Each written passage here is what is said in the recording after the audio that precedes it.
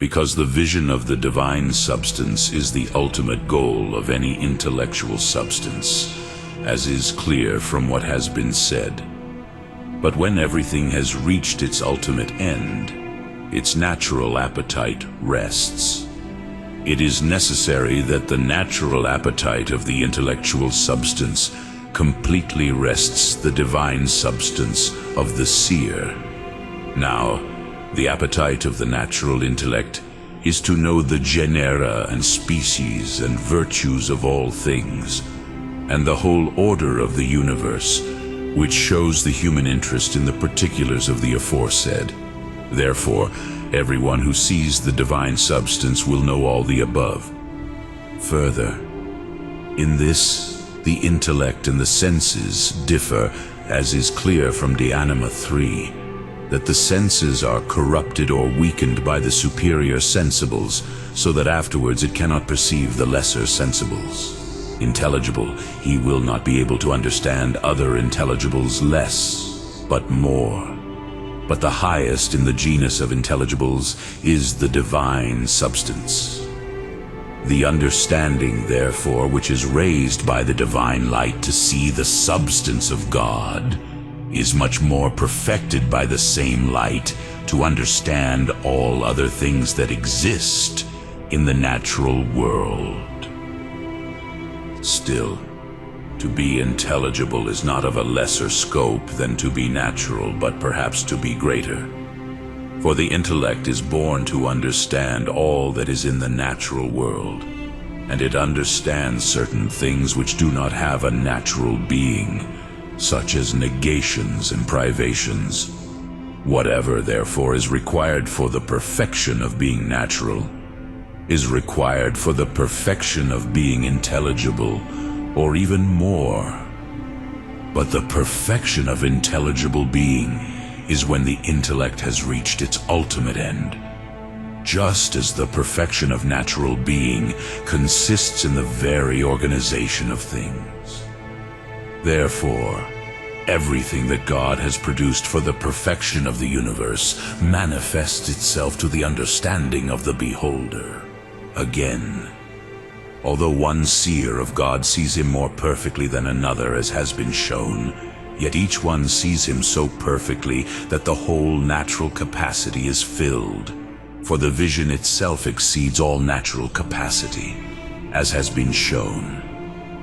It is therefore necessary that anyone who sees the divine substance should know in the divine substance itself all things to which his natural capacity extends.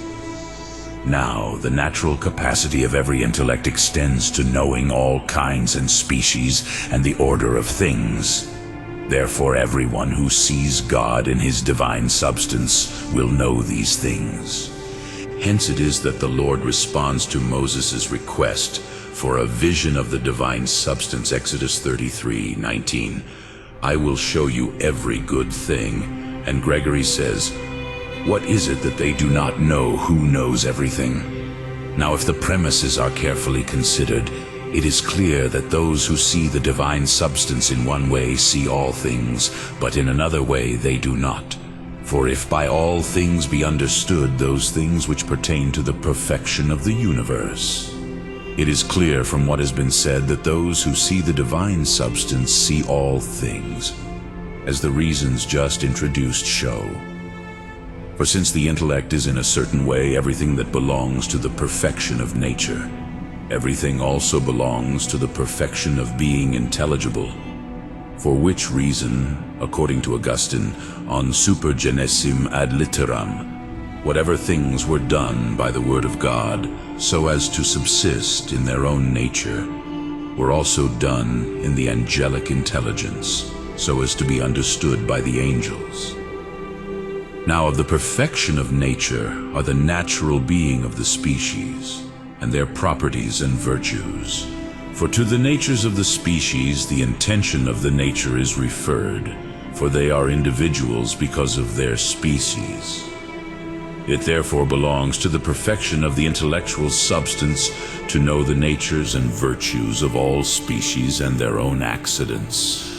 This then will result in final bliss through the vision of the divine essence, but through the knowledge of natural species and individuals under species, such existences are known by the intellect seeing God, as may be evident from what was said above about the knowledge of God and angels.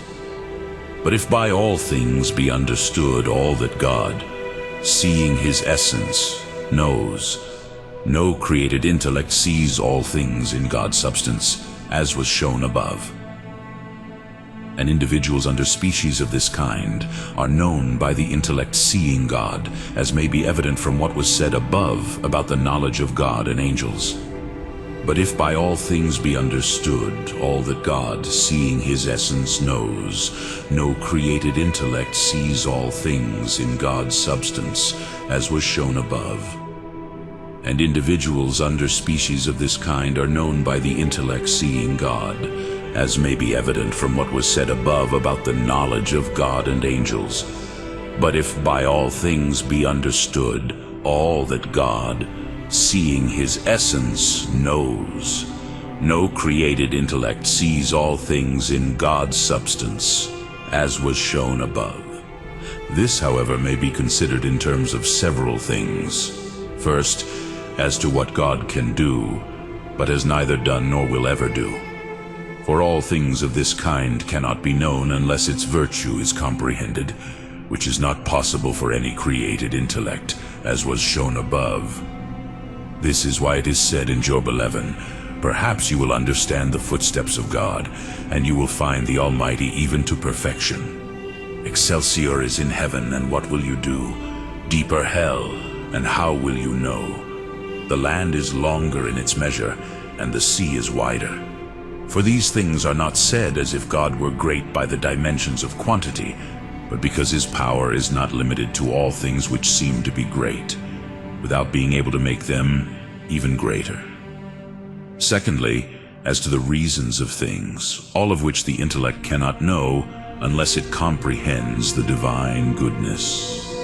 For the reason of anything done is taken from the end which the doer intends. But the end of all things made by God is divine goodness. Therefore the reason for the creation of things is that the divine goodness may be diffused in things. Thus then, a person would know all the reasons of created things if he knew all the good things that can come from created things according to the order of divine wisdom. That would be to comprehend the divine goodness and wisdom which no created intellect can. Hence it is said that Wisdom 8:17, "I understood that man cannot find a reason for all the works of God." Thirdly, as to those things which depend upon the will of God alone, such as predestination, election, and justification, and other such things which pertain to the sanctification of creatures. Hence it is said in 1 Corinthians 2:11, "No one knows the things of a man except the spirit of a man, which is in him. Even so, no one knows the things of God except the Spirit of God."